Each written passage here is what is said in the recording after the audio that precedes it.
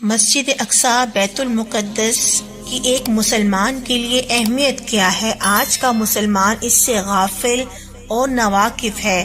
حدیث پاک کا مفہوم ہے، اگر کسی مومن کو بیت المقدس کی سرزمین پر گھوڑے کی ایک رسی جتنی جگہ بھی مل جائے کہ جس کی بدولت وہ مسجد اقصی کی زیارت سے مستفید ہوتا رہے تو یہ دنیا و مافیا سے بہتر ہے۔ اس روایت سے اندازہ کیا جا سکتا ہے کہ ایک سچے مومن کے دل میں بیت المقدس کی کتنی عظمت ہونی چاہیے اور مسلمانوں کو اس بارے میں کس قدر حساس ہونا چاہیے۔ اس مسجد کے ساتھ مسلمانوں کا کس قدر جذباتی تعلق ہے، اس سے اندازہ لگائیے کہ بعض اولیاء اکرام اللہ تعالیٰ سے یہ دعا معمول کے طور پر مانگا کرتے تھے، اے اللہ اگر تو ہماری زندگیوں میں ہمیں بیت المقدس کی فتح میں شرکت نصیب نہیں فرماتا تو ہماری روحوں کے لیے بیت المقدس کی فتح میں شرکت مقدر فرما دے۔ ہر مسلمان کو چاہیے کہ وہ اپنا محاسبہ اس حوالے سے کر لے کہ اس کے دل میں مسجد اقصی اور بیت المقدس کے لیے کتنی محبت موجود ہے۔ بیت المقدس صرف نام ہی نہیں بلکہ ایک مکمل احاطے کا نام ہے۔ چنانچہ عام طور پر تصویر میں جو ایک لمبی چوڑی 4 دیواری دکھائی دیتی ہے تو اس کے اندر جو کچھ بھی ہے، یعنی اس میں موجود دروازے، مختلف چھوٹے بڑے صحن، برآمدے، جامع مسجد، جو بھی تاریخی آثار اس 4 دیواری میں موجود ہیں، حتیٰ کہ اس پر موجود اذان دینے کے مینار، سب مسجد اقصی میں شامل ہیں۔ یہ پوری جگہ قوت الصخرہ اور جامع مسجد کے بغیر چھت کے ہے۔ روایات میں آتا ہے کہ مسلمان اس صحن میں، اس مسجد میں کہیں بھی نماز پڑھ لے تو وہ اس فضیلت کا مستحق بنتا ہے جو مسجد اقصی میں نماز پڑھنے کے بارے میں بیان کی گئی ہے۔ علماء نے بیت المقدس مسجد اقصی کے 20 نام جمع کیے ہیں، البتہ مشہور نام 3 ہیں: مسجد اقصی،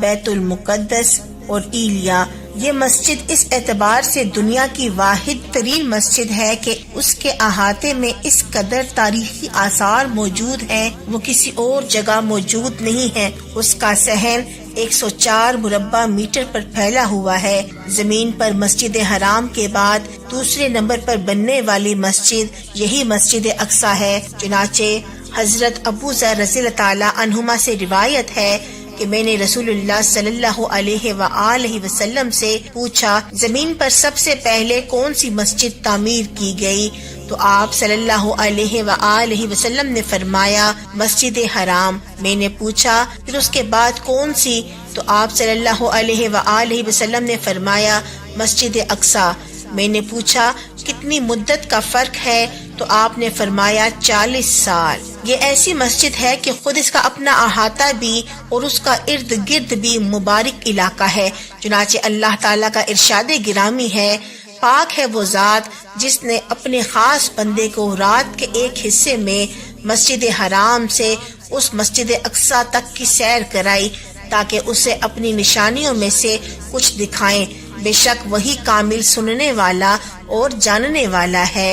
بعض علماء نے کہا ہے، اگر اس ایک آیت کے علاوہ اس مسجد کی فضیلت کے بارے میں اور کوئی بات بھی نہیں ہوتی تب بھی یہی ایک آیت بہت کافی تھی۔ شاید یہی وجہ ہے کہ مسجد حرام اور مسجد نبوی کے علاوہ باقی تمام مساجد سے اس کا مقام و مرتبہ بڑھ کر ہے۔ یہ مسلمانوں کا قبلہ اول ہے۔ صحابہ اکرام سے روایت ہے کہ ہم نے رسول اللہ صلی اللہ علیہ وآلہ وسلم کے ساتھ مل کر 16 یا 17 مہینوں تک بیت المقدس کی طرف رخ کر کے نمازیں پڑھی، پھر ہمارا رخ قبلہ خانہ کعبہ کی طرف پھیر دیا گیا۔ یاد رہے کہ قبلے کی تبدیلی کے بعد بھی اس مسجد اقصی کی اہمیت ختم نہیں ہوئی، بلکہ مسلمانوں کے دلوں میں اور اسلامی شریعت میں پہلے کی طرح ہمیشہ کے لیے اس کی عظمت برقرار رہی اور برقرار چلی آ رہی ہے۔ نبی کریم صلی اللہ علیہ وآلہ وسلم نے فرمایا ہے اور یہ بھی واضح کیا ہے کہ ہر سچے مسلمان کا دل اس کے ساتھ جڑا رہتا ہے اور سعادت سمجھتا ہے۔ حضرت ابو ذر غفاری رضی اللہ تعالی عنہما سے روایت ہے کہ ہم نے رسول اللہ صلی اللہ علیہ وآلہ وسلم کی موجودگی میں اس بات کا مذاکرہ کیا کہ آیا مسجد اقصی افضل ہے یا نبوی، تو رسول اللہ صلی اللہ علیہ وآلہ وسلم نے فرمایا اس مسجد نبوی میں 4 نمازوں سے زیادہ فضیلت رکھی گئی ہے، اور سچ تو یہ ہے کہ وہ بیت المقدس بھی بہت ہی اچھی نماز کی جگہ ہے، اور یہ بھی حقیقت ہے کہ کسی بندے کو اگر وہاں زمین کا فقط گھوڑے کی رسی کی جگہ جتنا بھی ٹکڑا مل جائے کہ جس کی بدولت وہ وہاں رہ کر بیت المقدس کی زیارت سے مشرف ہو سکے، تو یہ بات اس کے لیے پوری دنیا سے بہتر ہوگی۔ اس مسجد کے فتح ہونے سے پہلے ہی اس کے فتح ہونے کی بشارت عطا فرمائی، جو ایک طرف ہمارے نبی کریم صلی اللہ علیہ وآلہ وسلم کا معجزہ ہے، تو دوسری طرف اس مسجد کی عظمت کا نشان بھی ہے، جیسا کہ حضرت عوف بن مالک رضی اللہ تعالیٰ عنہما فرماتے ہیں کہ غزوہ تبوک کے موقع پر نبی کریم صلی اللہ علیہ وآلہ وسلم کی خدمت میں حاضر ہوا۔ حضرت محمد صلی اللہ علیہ وآلہ وسلم نے فرمایا یہ بات شمار کر کے رکھ لو کہ قیامت سے پہلے یہ 6 باتیں ضرور ہوں گی۔ پہلی بات میری وفات، دوسری بیت المقدس کی فتح، تیسری ایسی عام موتیں جو تم میں بکریوں کی وبا کی طرح پھیل جائیں گی، چوتھی پھر مال میں اس قدر اضافہ کہ اگر کسی کو 100 دینار بھی دیے جائیں گے تو وہ اس پر بھی کمی محسوس کر کے ناراضگی کا اظہار کرے گا۔ نمبر 5 پھر ایک ایسا فتنہ آئے گا عرب کے کسی بھی گھر میں داخل ہوئے بغیر نہیں رہے گا، اور چھٹی پھر تمہارے اور بنو اصغر یعنی رومیوں کے درمیان ایک صلح کا زمانہ آئے گا، مگر وہ تم سے بدعہدی کریں گے اور تم سے لڑنے کے لیے اس جھنڈے تلے جمع ہو کر آئیں گے، جھنڈے کے نیچے 12,000 سپاہی ہوں گے۔ مسجد اقصی کی ایک خصوصیت یہ بھی ہے کہ یہ طائفہ منصورہ کی قیام گاہ ہے اور اہل ایمان کا مضبوط گڑھ ہے، یعنی اس جگہ ہمیشہ ایک جماعت ایسی رہے گی جو اللہ تعالیٰ کی طرف مدد اور پختہ ایمان والوں کی ہوگی۔ رسول اکرم صلی اللہ علیہ وآلہ وسلم کا ارشاد گرامی ہے کہ میری امت کی ایک جماعت ہمیشہ حق کی حمایت کے لیے قتال کرتی رہے گی، جو اپنے مخالفین پر غالب رہے گی، جہاں تک کہ ان کا آخری طبقہ مسیح دجال سے قتال کرے گا۔ وقتاً فوقتاً وہ جماعت ہمیشہ موجود رہے گی، مگر بیت المقدس میں یہ جماعت بہرحال رہے گی، کیونکہ دوسری حقیقت یہ ہے دجال نامی فتنے کو قتل کرنے کے لیے جب حضرت عیسیٰ علیہ السلام تشریف لائیں گے تو وہ فلسطین کے باب لد کے مقام پر ہی اسے قتل کریں گے، تو یقیناً اس وقت خود حضرت عیسیٰ علیہ السلام اور ان کے ساتھ موجود مجاہدین جس سرزمین پر موجود ہوں گے وہ یہی بیت المقدس اور فلسطین کا علاقہ ہے۔ یہ جگہ بیت المقدس ارض منشر یعنی دوبارہ زندہ کر کے اٹھائے جانے کی جگہ ہے،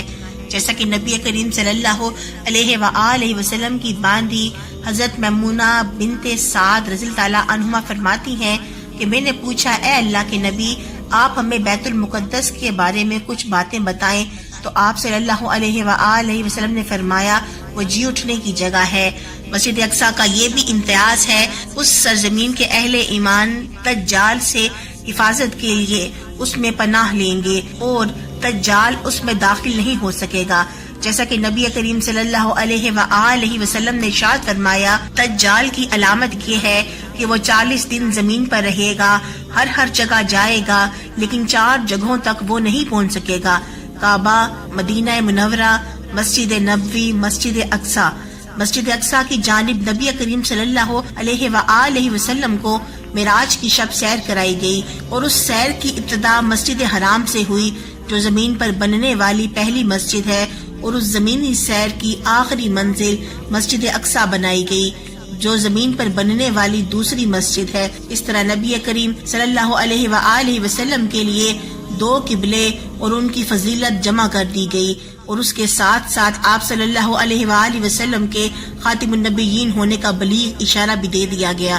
جیسا کہ نبی کریم صلی اللہ علیہ وآلہ وسلم نے فرمایا ہے کہ میرے پاس براق کو لایا گیا، یہ ایک سفید رنگ کا قدرے لمبا جانور تھا، گدھے سے کچھ بڑا اور خچر سے کچھ چھوٹا تھا، اس پر سوار ہو کر بیت المقدس پہنچا، پھر میں مسجد میں داخل ہوا اور وہاں 2 رکعت نماز پڑھی، اور پھر باہر آیا تو جبرائیل علیہ السلام میرے پاس 2 برتن لائے، ایک میں شراب تھی اور دوسرے میں دودھ، میں نے دودھ والا برتن لے لیا تو جبرائیل علیہ السلام نے فرمایا آپ نے فطری چیز کو پسند فرمایا ہے اور پھر ہمیں وہاں سے آسمان کی طرف لے جایا گیا۔ یہ مسجد اقصی وہ واحد مبارک جگہ ہے جہاں انسانی تاریخ کا سب سے عظیم الشان اجتماع ہوا۔ حضرت آدم سے لے کر ہمارے پیارے نبی صلی اللہ علیہ وآلہ وسلم تک جتنے بھی نبی گزرے ہیں وہ سب کے سب اس مبارک جگہ پر معراج نبوی کے موقع پر جمع ہوئے اور امامت میں نماز ادا کی گئی، اور یہ بھی پیغام دیا گیا کہ اب اس مبارک جگہ کی خلافت و وراثت امت محمدیہ کے سپرد کی جا رہی ہے۔ اب دین تو سیدنا محمد صلی اللہ علیہ وآلہ وسلم لے کر آئے ہیں، اور جو شخص اس میں داخل ہوگا وہی کامیاب ہوگا۔